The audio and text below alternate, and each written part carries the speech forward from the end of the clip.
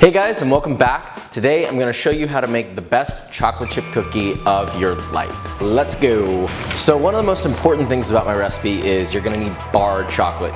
Alright, so now that we've got the chocolate all good to go. Oh yeah. So basically you're going to want, I kind of like to break this up a little bit before I start chopping. Just kind of helps. And then you're just going to take your knife and give it a rough chop. Be careful, make sure your knife is sharp, because if this knife rolls while you're doing this, then you're gonna lose a finger. Yeah, don't do that.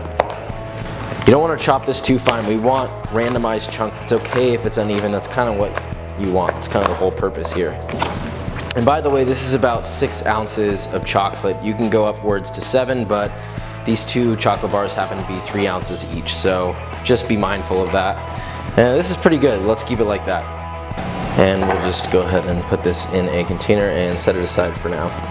I remember reading somewhere that it said if you say to set something aside in a recipe, you're a tool supposedly, because it should be obvious that you're supposed to set it aside. But you know, just for consistency, I like to say it anyway, because either A, I'm a tool, or B, I just care that people don't accidentally do something incorrect, because you'd be surprised what people do by accident. Also, don't forget to turn your oven to 350 degrees Fahrenheit like I just did. Now for the remaining ingredients, we've got butter, flour, salt, sugar, baking soda, egg, and vanilla extract. So, if you didn't catch all that, don't worry, I'm gonna explain it all. First thing we're gonna get going is butter. Now, I would use a high quality butter. This is Kerrygold grass-fed Irish butter. You don't have to get it. This sounds like an Ina Garten spiel, but I would recommend it honestly. If you don't have money for it, get regular butter, whatever. We're gonna melt it. Let's do that. This is the worst thing about butter, because I don't want to get my hands dirty and I don't want to clean anything. So, I'm sorry, it's just how I am. So I'll just use my hands, it's fine. Now I have to wash my hands. Now I've got the butter melting over medium heat right now. We're just gonna bring it down until it's completely melted. It doesn't need to go any farther than that. Now, while your butter is melting, we're gonna go ahead and add our sugars, white sugar, into the bowl. And this is brown sugar. And all the ingredients are going to be listed in the link below, and also on my website on full recipe, because I'm really bad at remembering this stuff. I mean, after all, I guess I create recipes because I can't remember any of this, so whatever.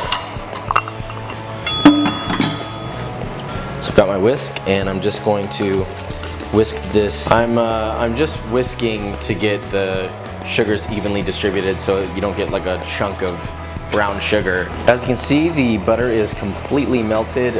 We're good to go with this. It's done. We're going to take it off the heat right now.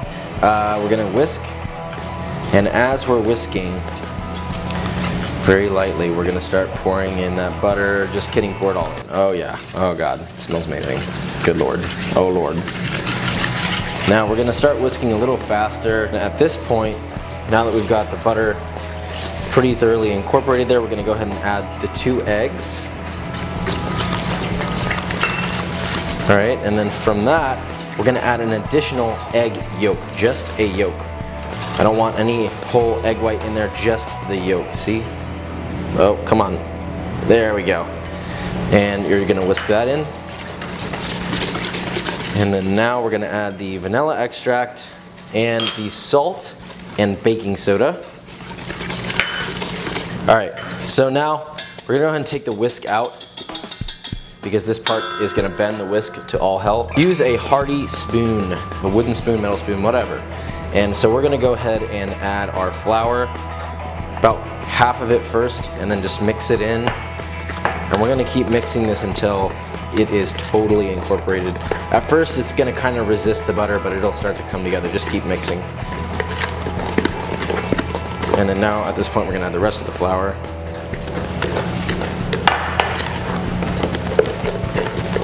Now we got our dough coming together.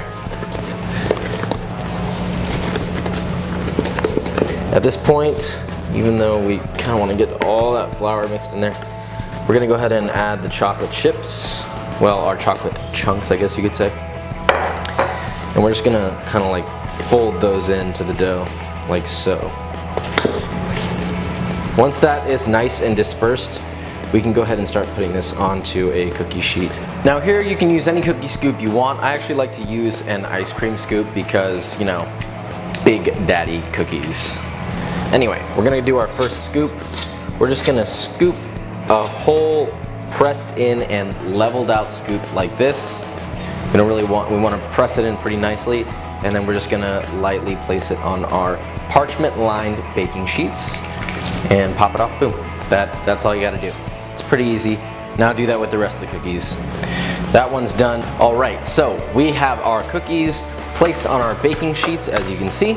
They've been cookie scooped, everything's mixed, and we're good to go. They're going into, again, a 350-degree oven Fahrenheit. I actually turned mine up to about 365, 370 because my oven thermometer that comes with the unit is way off, and yours probably is too. So I would recommend getting an external thermometer and double checking.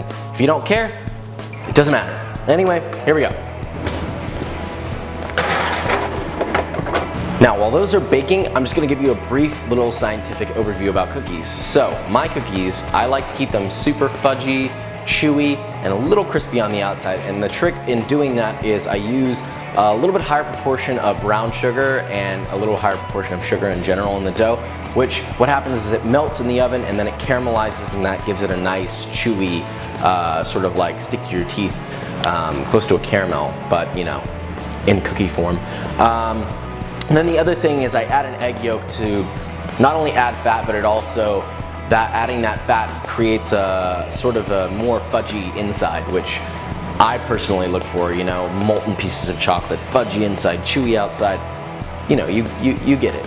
If you want to learn more about cookie science, you can actually go, there's a really cool article on Serious Eats, I'll put the link down below, and you can go check that out. If you don't care about the science of cookies and you prefer to just care about the eating of cookies, then, you know, I still respect that a lot, so. Oh, I just want to take a little peek. Oh yeah, they look good. They look good. Oh yeah. This is a brief service announcement. Please don't go to a party and bring pre-made cookie dough there. Use these cookies, because that's lame, dude.